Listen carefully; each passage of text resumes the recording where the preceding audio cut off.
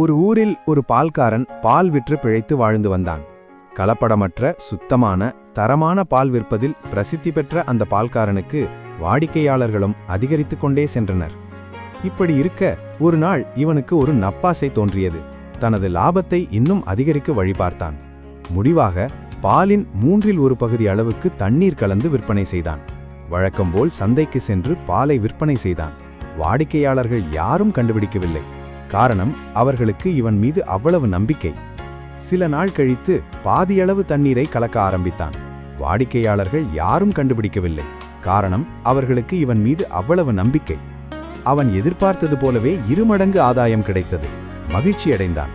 லாப பணத்தோடு வீட்டிற்கு செல்லும் வழியில் களைப்பாரவென ஆற்றங்கரையில் உள்ள ஒரு மரத்தின் நிழலில் சிறிது ஓய்வெடுத்தான். அந்த நேரத்தில் ஒரு குரங்கு வந்து அவனது பணப்பையை எடுத்துக்கொண்டு மரத்தின் மீது சென்றது. கத்தி கதறி குரங்கிடம் மன்றாடினான் பால்காரன். பணப்பையை திருப்பித் தருமாறு கெஞ்சினான். குரங்கின் கையில் ஒரு பொருள் கிடைத்தால் எப்படி விளையாட்டு காட்டும் என்று தெரியும் தானே.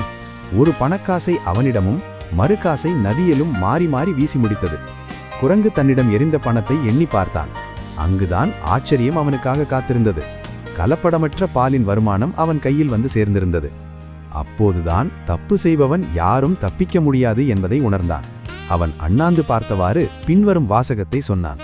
பாலுக்கான காசு பால்காரனிடம் வந்து சேர்ந்தது, தண்ணீருக்கான காசு தண்ணீரிடம் போய் சேர்ந்தது.